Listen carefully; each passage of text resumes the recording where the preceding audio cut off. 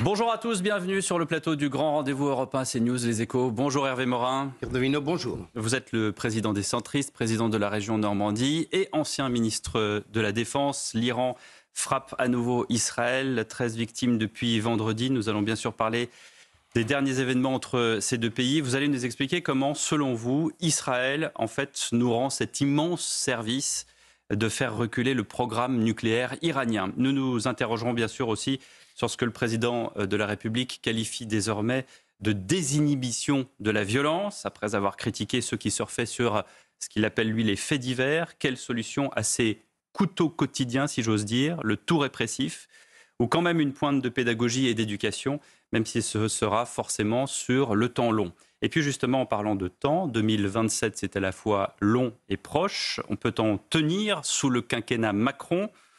Et quelle suite? Une droite conservatrice ou plutôt une droite centriste? En somme, êtes-vous plutôt Bruno Retailleau ou Édouard Philippe? Pour vous interroger ce matin, Stéphane Dupont des Échos. Bonjour Stéphane. Bonjour. Et Mathieu Bocoté. Bonjour Mathieu. Bonjour. Le bras de fer se poursuit entre Israël et l'Iran. 13 morts en territoire israélien depuis vendredi. Une nouvelle attaque encore hier avec à nouveau des victimes, on vient de le voir. Israël riposte sur une échelle de 1 à 10. Où situez-vous le risque d'embrasement? Je voudrais tout d'abord rappeler et dire, je ne vais pas me faire que des amis en disant ça, mais c'est que Israël nous rend service. L'Iran n'a jamais respecté ses engagements. J'étais ministre de la Défense, on avait déjà toute une série d'éléments démontrant la volonté de l'Iran d'aller vers un programme militaire. On a eu un accord en 2015. Cet accord n'a pas été respecté.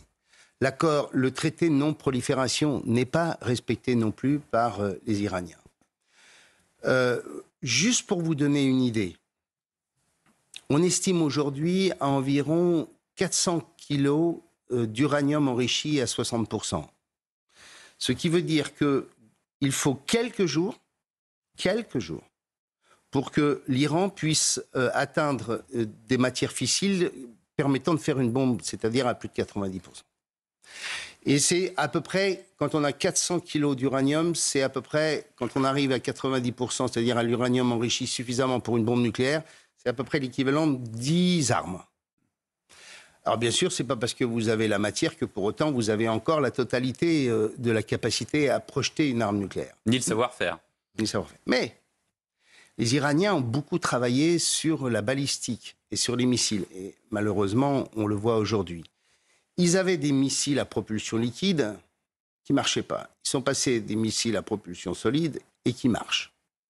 Donc ils ont l'instrument de propulsion, ils ont la matière fissile. Alors après, il y a toute une série de problématiques, il faut que le missile puisse tenir la route, etc. Bon, mais il n'empêche que l'accord de 2015, il reposait sur l'idée qu'on ne permettait pas aux Iraniens de pouvoir aller jusqu'à la démarche ultime parce qu'il y avait un délai au moins de 18 mois. Ce délai-là, il n'existe plus. Ça ne tient plus, ça. Ça ne tient plus. On sait qu'ils mènent toute une série de travaux sur des éléments liés à l'arme nucléaire, comme toute la question de la détonique.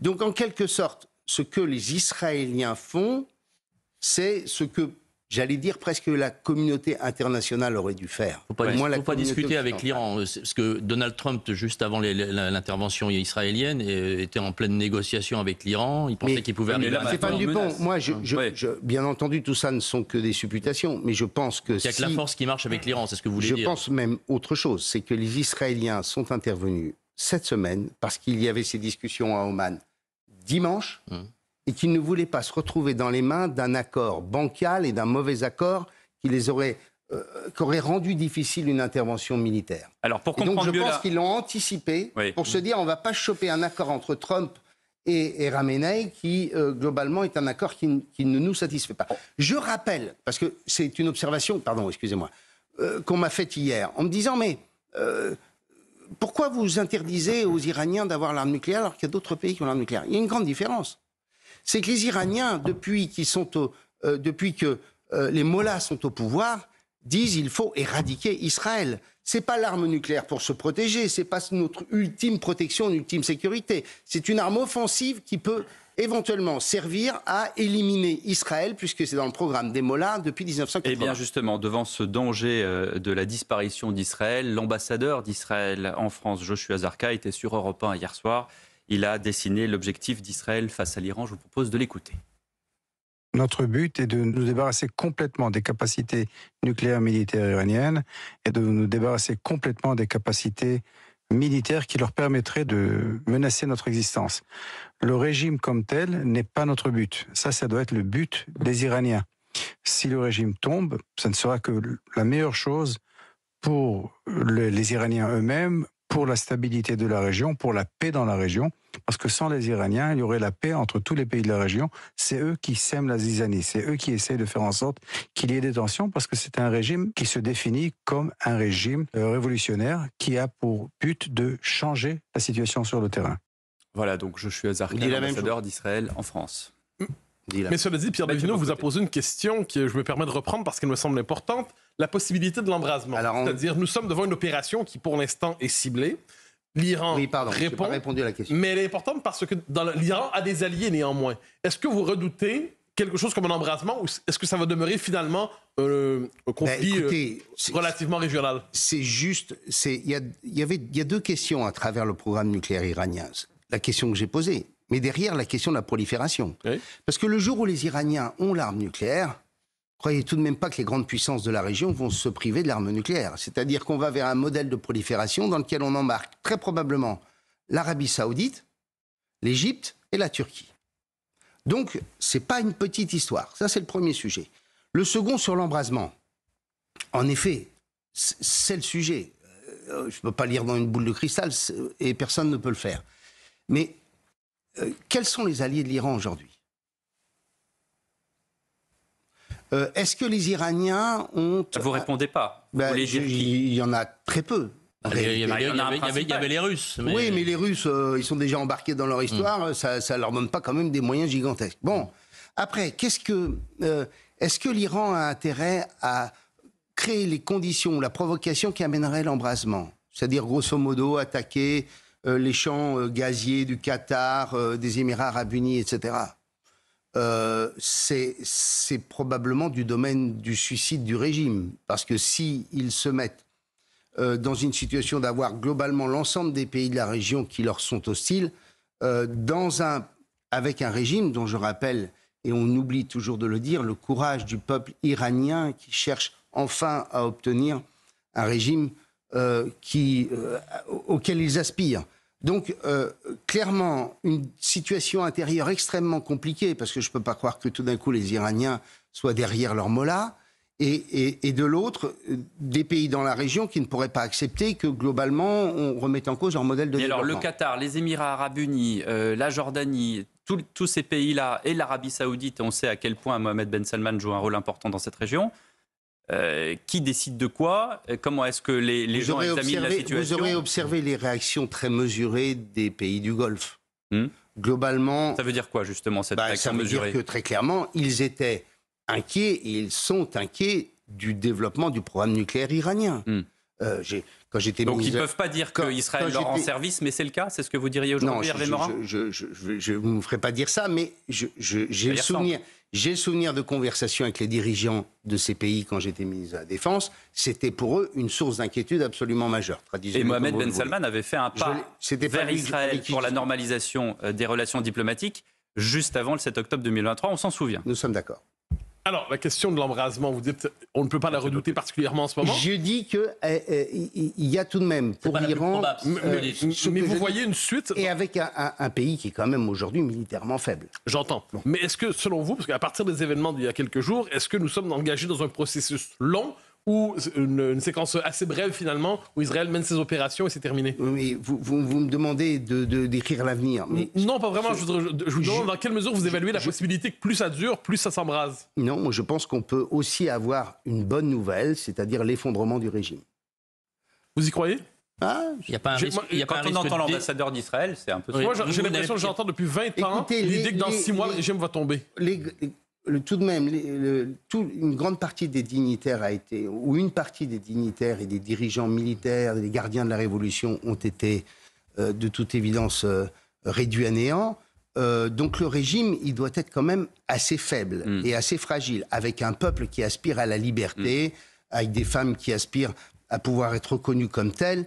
Je pense que tout de même, on a des conditions qui peuvent peut-être permettre à ce que globalement, cette action militaire soit le coup de boutoir définitif sur le régime. Une dernière question, et ça nous concerne nous, puisque Bruno Retailleau a bien sûr demandé le renforcement du dispositif de sécurité en France après ce bras de fer. Ça concerne aussi bien sûr en grande majorité la popularité juive en France. Est-ce que nous sommes en danger et quel est l'état de l'armement en France ?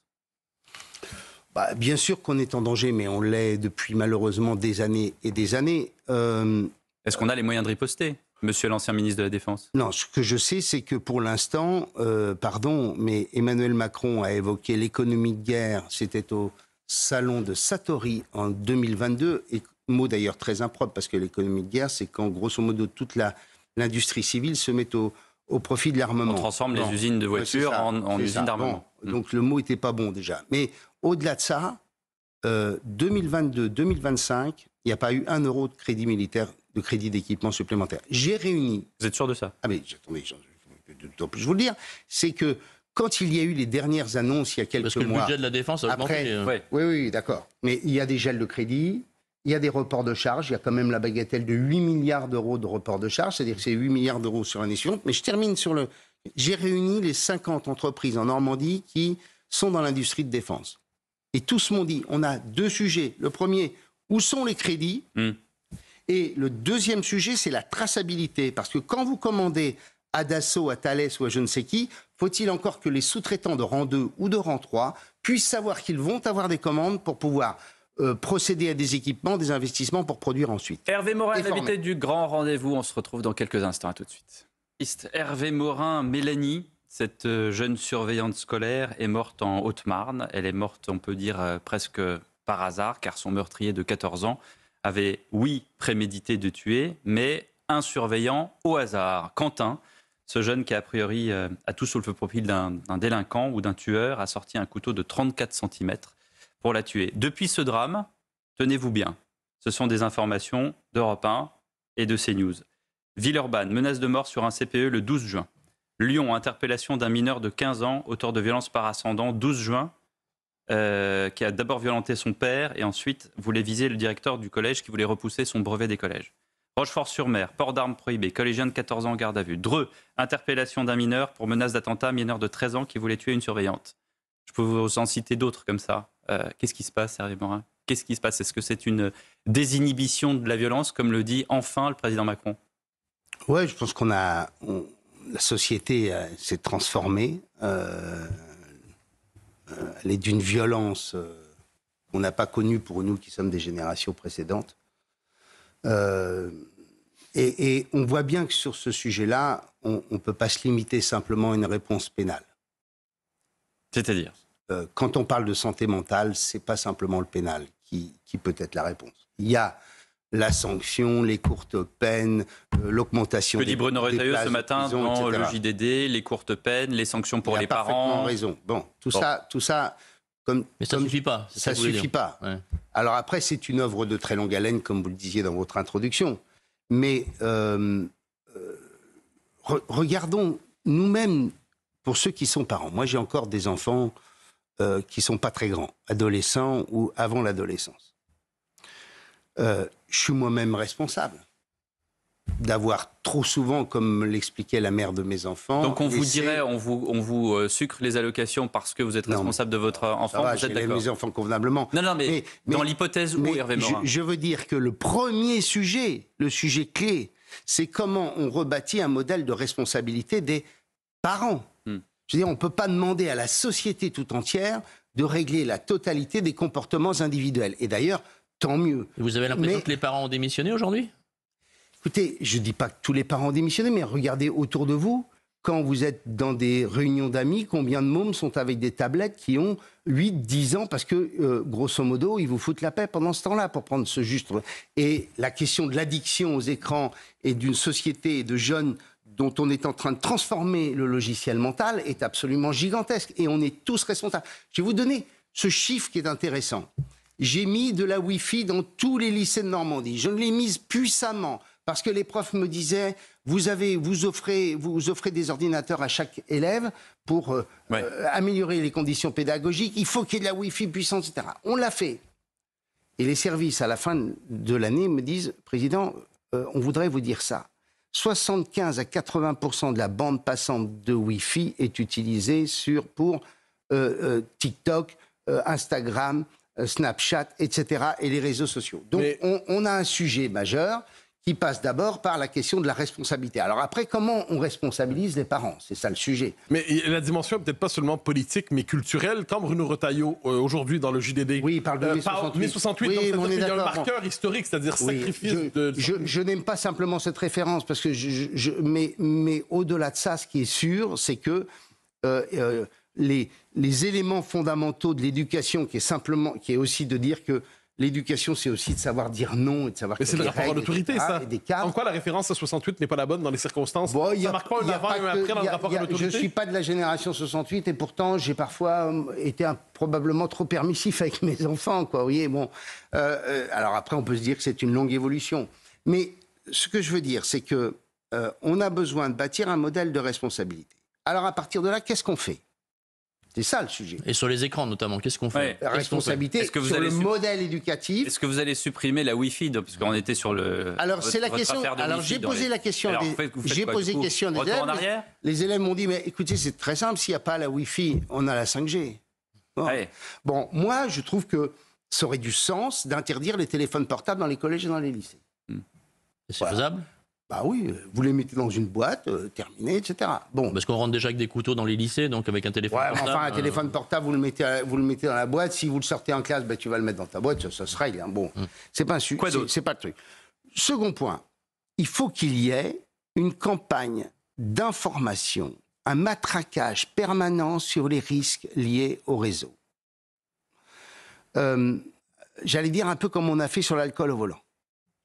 Faire en sorte qu'on dise aux parents, les dégâts sont gigantesques, sont colossaux.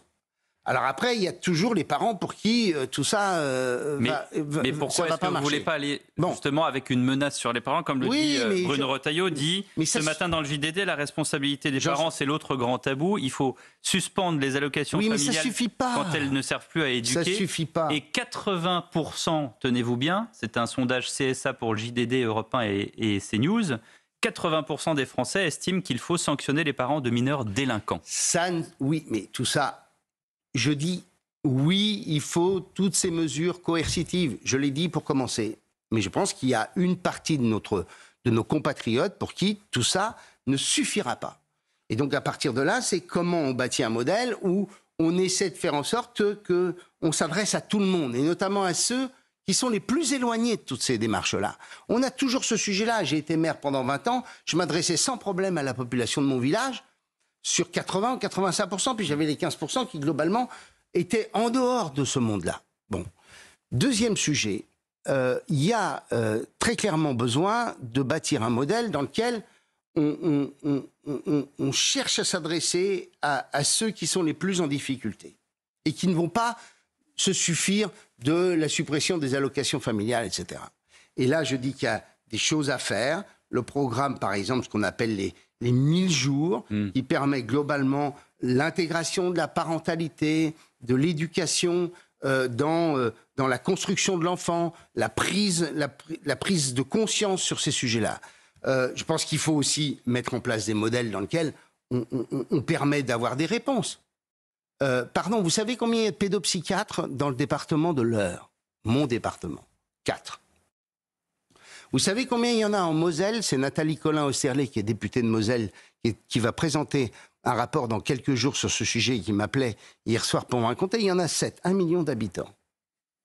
Il faut faire en sorte qu'on puisse avoir une gradation progressive de la prise en charge de ces enfants en difficulté. Ça commence chez le généraliste. Et ça ne va pas directement chez un pédopsychiatre ou ça ne va pas immédiatement dans un centre médico-psychologique. Il faut faire en sorte que les généralistes puissent avoir une formation sur les généralistes, on n'en trouve pas.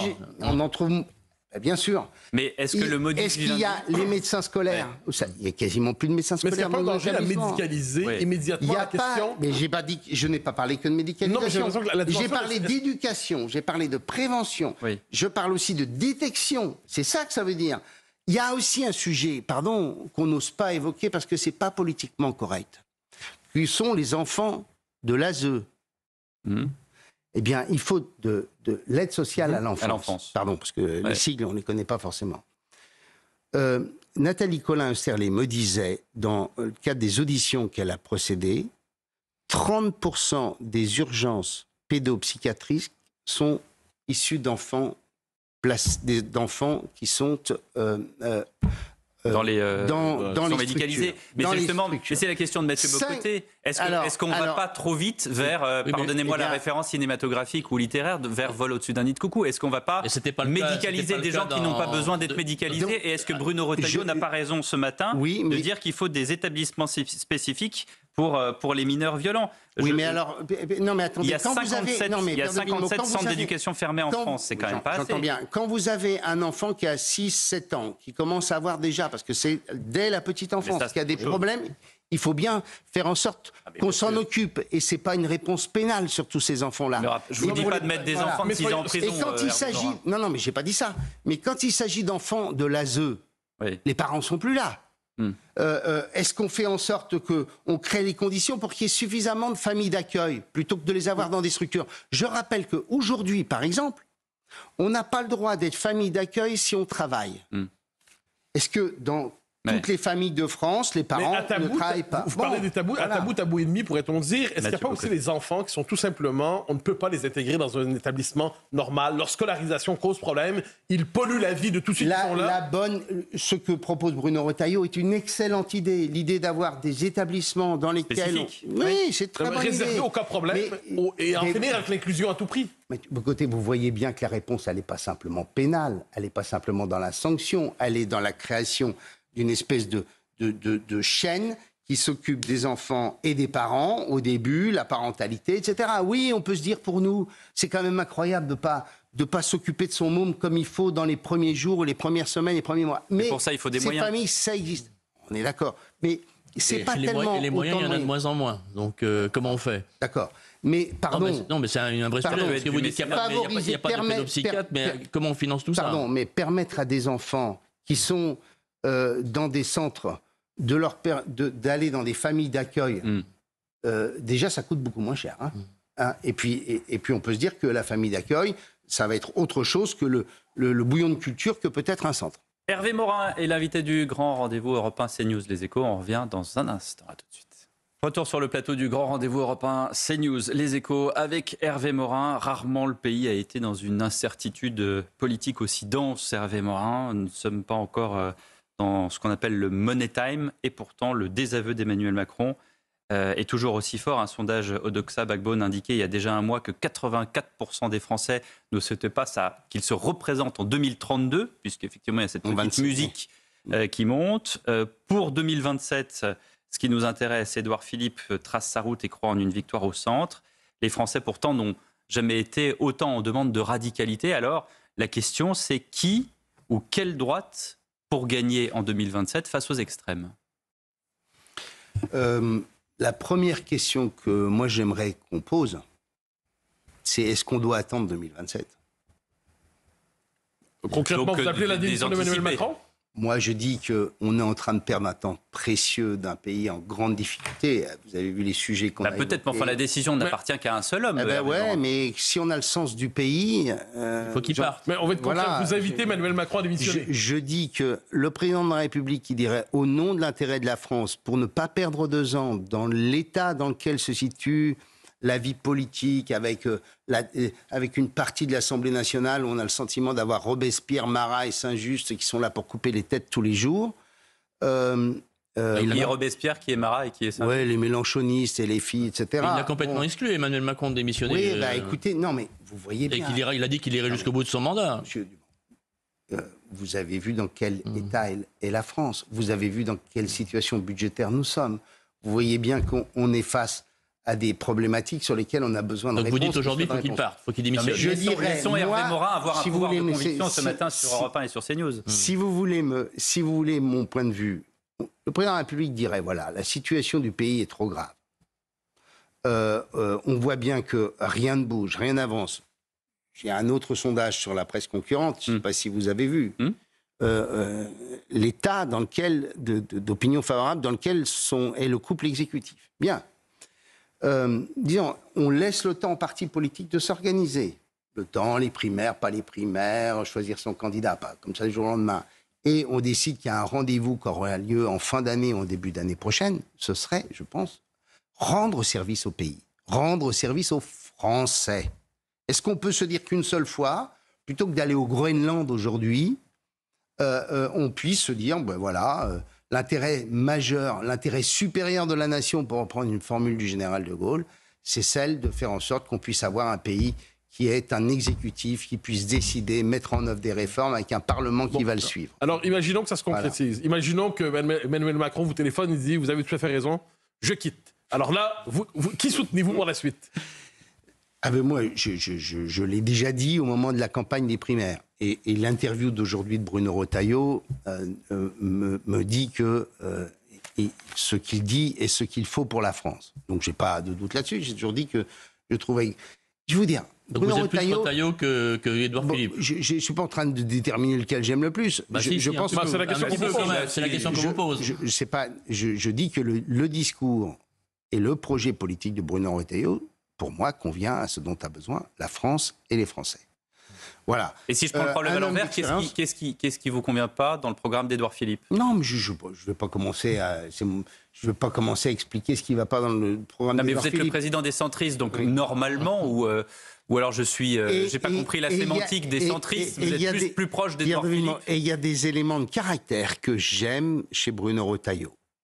C'est pas un homme qui ment, c'est un homme qui tient parole, c'est pas si fréquent. C'est pas le cas d'Édouard Philippe?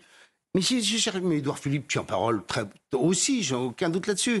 Mais moi, je l'ai vécu, Bruno Retailleau, durant des campagnes présidentielles. Et à chaque fois, il est allé jusqu'au bout de ses convictions, de sa détermination. Il n'a pas cherché à commencer à négocier avec les autres. Il a cette constance dans l'expression et dans le projet. Voilà. Et donc, je trouve que ce ministre de l'Intérieur, qui voudrait tellement faire de choses et qu'il ne peut pas faire, comme d'ailleurs il le dit dans son interview, parce que le Parlement est tel qu'il est, eh bien, je trouve qu'il tient un discours. Et pardon de le dire, je dis aux Français, si après Emmanuel Macron, homme avec peu d'expérience à la tête du pays quand il est devenu président de la République, amène nos compatriotes à se dire on va prendre encore quelqu'un de moins expérimenté, qui n'a jamais bossé de sa vie, qui s'appelle Jordan Bardella, c'est qu'on a décidé d'être suicidaire. Suicidaire. Ah oui, suicidaire, parce que, pardon, c'est peut-être parce que j'ai 63 ans, mais je pense qu'en politique, on est meilleur à 50 ans qu'on est qu'à 30 ans. Je pense qu'on a besoin d'expérience. C'est le seul critère qui vous dit que c'est une idée suicidaire? Oui, parce que, pardon, il n'a eu jamais aucune responsabilité d'aucune sorte. Et je pense que pour accéder à la présidence de la République, il faut avoir exercé des responsabilités, comprendre quels sont les ressorts profonds du pays quand on est à la tête du pouvoir, parce que entre le discours que vous tenez sur un plateau de télévision et le moment où vous annoncez les choses, c'est plus du tout la même musique. Donc on n'a pas le droit d'avoir une jeunesse en politique. Oui, on a le droit d'avoir une jeunesse, mais on a le droit d'avoir une jeunesse qui. Mais vous lui reprochez juste son âge ou ses compétences, Hervé Morin? C'est ça aussi la question. Qu'est-ce qu'il a démontré comme compétence? Je vous pose la question. Aucune. Et quel mandat a-t-il exercé en responsabilité? Maire? Président de département, président d'intercommunalité, président de région. Cela dit, vous notez ça, vous notez la question, ce que vous appelez le fait qu'il soit trop jeune ou qu'il n'y ait pas assez de responsabilités. Est-ce que vous reprenez, cela dit, l'accusation plus fréquente en disant il est par ailleurs infréquentable parce que c'est un extrême? Pour vous, Bardella, c'est. Non, mais moi, je pense que son projet politique n'a strictement aucun sens et qu'il ne tient pas la route. Et d'ailleurs, il est extrêmement. Parce que, par exemple, Trump a cette vertu, c'est qu'il démontre aux Français que tous ceux qui vous expliquent que le protectionnisme est l'alpha et l'oméga de demain, Trump est en train de démontrer tant à LFI qu'au Rassemblement national que ça ne marche pas. Et que l'économie, elle est d'une interdépendance. Qu'on a le droit de ne pas être naïf, qu'on a le droit de se mettre un certain nombre de protections sur des secteurs ou des stratégies industrielles, mais les droits de douane massifs qui permettraient globalement de pouvoir sauver l'économie d'un pays, tout ça, c'est des conneries. Enfin, je vous arrête parce que le protectionnisme à la Trump, les droits de douane que vous mentionnez qui sont surélevés, ça c'est Trump, mais le protectionnisme, il a toujours existé aux États-unis, y compris dans la politique de Biden. Et c'est ce qui sauve sans doute l'économie américaine par rapport à l'économie européenne. Pierre de Villemot, le protectionnisme, il peut prendre différentes formes. Le protectionnisme, il peut être aussi sur d'autres éléments que ce qu'on appelle les tarifs, ce qu'on appelle les obstacles non tarifaires. Bien sûr. Par des réglementations. C'est ce qui s'appelle la souveraineté. C'est ça. Et là, on est d'accord. Mais Donald Trump, c'est les droits de douane massifs. Et là, on voit bien qu'immédiatement se pose une question, c'est l'augmentation de l'inflation, c'est la question du pouvoir d'achat du pays. Le Rassemblement national, pour vous, il est pas fréquentable à cause de son projet économique ou dans sa globalité? Non, mais je prends cet exemple-là parce qu'on a une application concrète de ce que propose tant LFI que le Rassemblement national, parce qu'ils sont souvent à peu près sur les mêmes sujets quand il s'agit de ces thématiques-là. Bien. Et on voit bien que c'est une erreur fondamentale. Et d'ailleurs, les peuples s'en sont rendus compte, parce que quand il y a eu des élections, notamment au Canada, l'élection a changé après... le résultat de l'élection a changé par rapport au pronostic. Donc, je dis... l'homme qui aujourd'hui incarne une solution à la fois d'ordre, de restauration des principes républicains, qui explique que le peuple et la démocratie doivent l'emporter sur la gangue juridique dans laquelle on est rentré. Ça, c'est dans tous les programmes politiques. La gangue juridique, c'est-à-dire le dévoiement de l'état de droit dont parle Bruno Retailleau? Je dis par exemple que sur la question de la lutte contre l'immigration, clandestine, il faut absolument qu'on passe par une voie référendaire pour faire en sorte qu'on ne se retrouve pas avec toute une série de jurisprudences qui nous empêchent de pouvoir faire les choses. Un référendum qui est nécessaire, mais qui est dont la légitimité est contestée par certains. Oui, écoutez...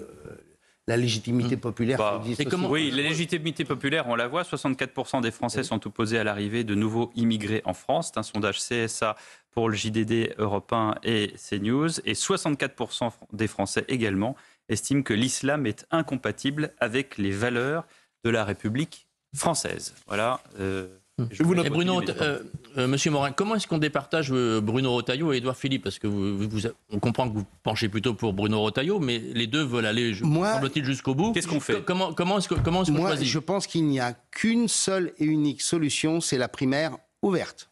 À droite. À droite. La primaire ouverte de 2012... Qui pourrait se présenter? 2017, pardon. Elle a été une excellente primaire. C'est pas la primaire. La primaire fermée, c'est tout le monde n'en garde pas un très bon souvenir. C'est qu'a gagné François Fillon. Ceux qui ont perdu, ça forcément, ils n'ont pas gardé un très bon souvenir. Mais la primaire fermée, ça qui a gagné non plus. Vous avez vu comment ça s'est terminé. Enfin, d'accord, mais c'est pas à cause de la primaire. Mais on entend bien que c'est pas à cause de la primaire. Mais qui pourrait s'y présenter à cette primaire? Attendez, je veux finir sur cette histoire. Alors, la primaire fermée, c'est une très très mauvaise idée parce qu'on s'adresse à quelques militants, on a des discours à la con et qui fait qu'au bout du compte sort de l'isoloir un projet un candidat qui s'est adressé. Édouard Philippe n'est pas LR. Bruno Retailleau est LR. Donc ce serait une primaire au-delà des partis.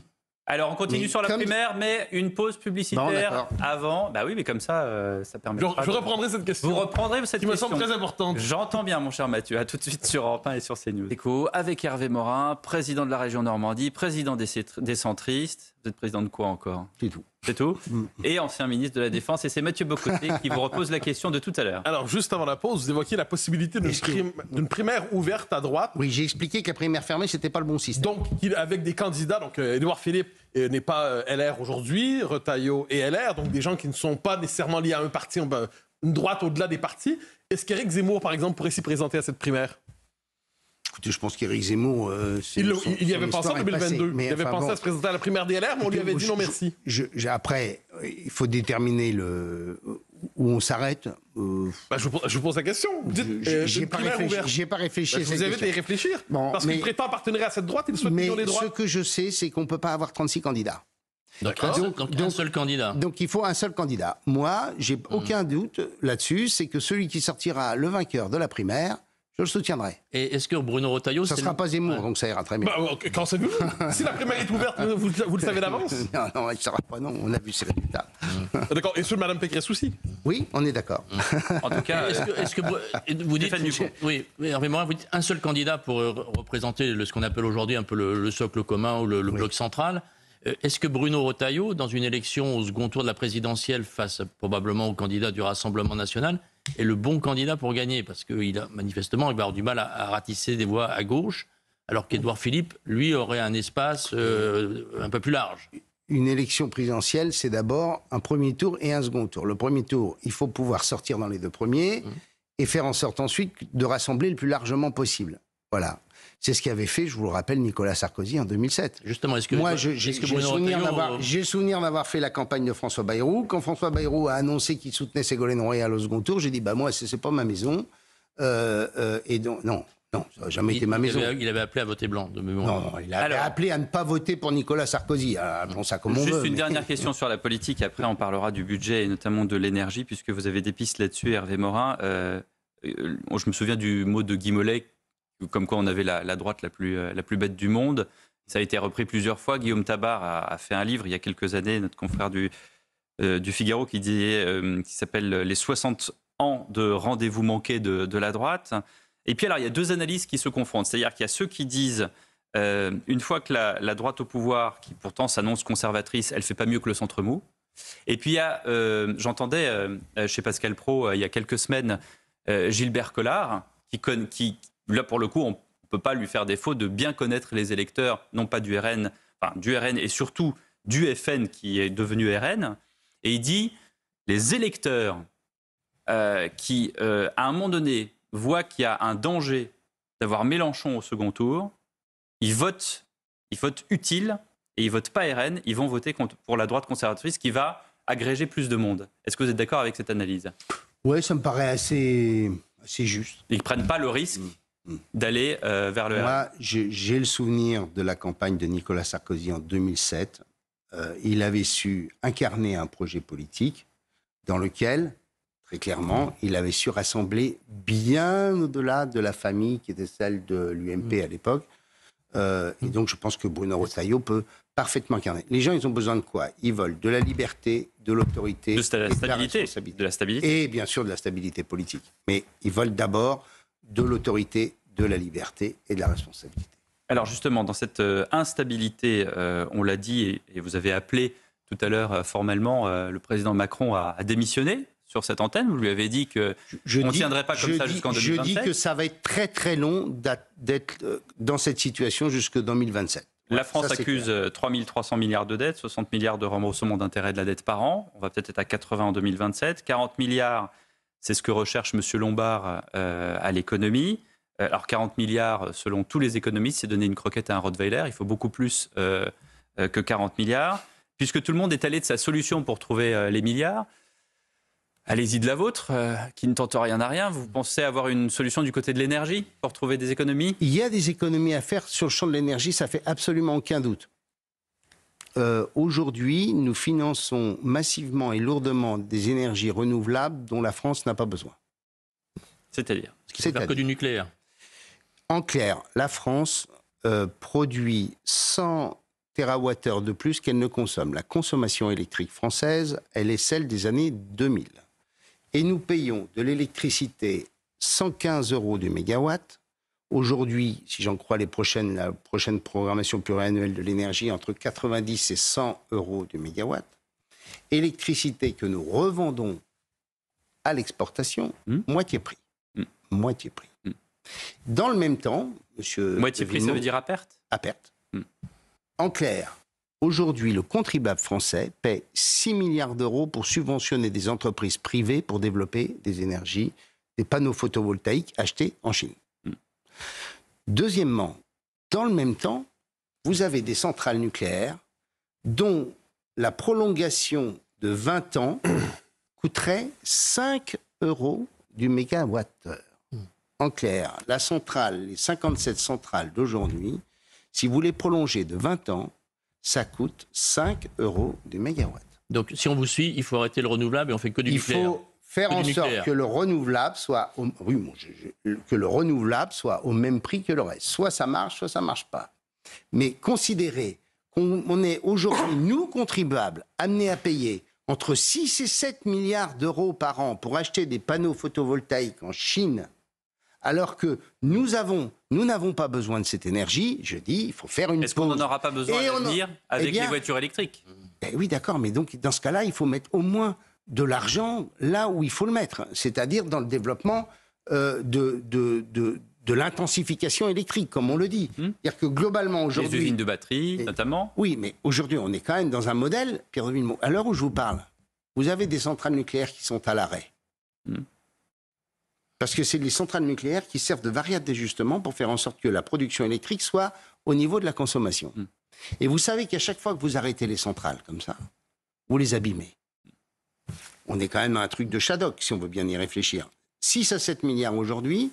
Les perspectives sont entre 10 et 15 milliards chaque année pour financer les futurs programmes d'énergie renouvelable d'une électricité qui, pour l'instant, n'est pas nécessaire pour le pays. Mais de manière très concrète, vous direz, le choix du renouvelable tel qu'on l'a fait depuis un certain nombre d'années a contribué à ruiner la France ? Le choix du renouvelable, alors vous employez des mots qui ne sont pas les miens, le choix du renouvelable, aujourd'hui, largement subventionné et financé à raison de 150 € du mégawatt pour acheter des panneaux photovoltaïques en Chine, quand on a des centrales nucléaires qui sont largement en capacité de fournir de l'électricité, je ne comprends pas. Donc concrètement, les parcs éoliens, notamment en mer, on arrête ? Non, les éoliens, vous mélangez tout. Ah bah non, les renouvelables.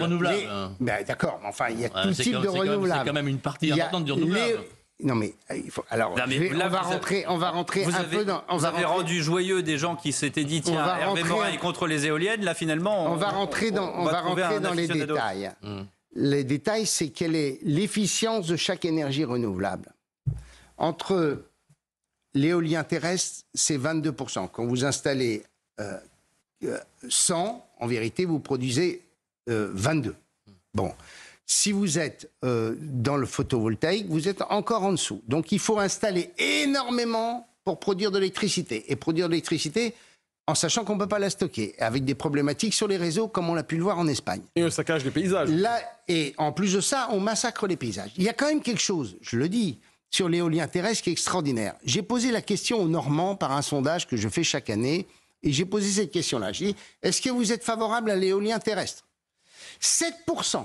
Entendez-vous bien, 7% des Français sont favorables, les Normands sont favorables à l'éolien terrestre. Et je dis que tout de même, en termes d'expression, de respect de la démocratie, de la volonté populaire, qu'on continue à foutre de l'éolien terrestre, là où les Français n'en veulent pas et dont on n'a pas besoin en réalité pour notre production électrique, c'est quand même absolument aberrant. Il y a beaucoup d'élus locaux qui poussent à ça, vous avez été élu local. Moi, je combats tous les matins. Tout ça pour enrichir en plus des boîtes privées qui n'ont aucun principe dans les conditions d'éolien en mer, alors justement. L'éolien en mer, en revanche, l'efficacité énergétique de l'éolien en mer est beaucoup plus fort, puisque quand vous mettez vos éoliennes en mer, il y a du vent quasiment en permanence et donc la production électrique est beaucoup plus forte. Donc c'est pas le même débat. Alors tout ça coûte très cher et donc vous dites que ça coûte très cher aux Français. Par ailleurs, dans les prochains temps, il n'est pas interdit de penser qu'on va augmenter leurs impôts néanmoins pour payer les décisions éclairées de leurs dirigeants. Écoutez, la solution, elle n'est pas encore d'augmenter les impôts dans un pays où les prélèvements obligatoires sont les plus élevés d'Europe. Ça, c'est pas possible. Pourtant, le pouvoir est tenté par cela. On verra ce qu'il fait. On verra ce qu'il fait. Mais regarde aussi attentivement les collectivités. Oui, les collectivités, il y a un moment...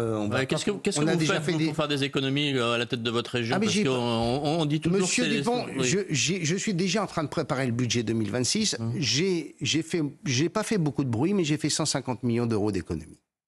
Dans quel domaine? Dans tous les secteurs. Une dernière question, Hervé Morin. En tant que ministre de la Défense, vous avez fait plusieurs salons du Bourget.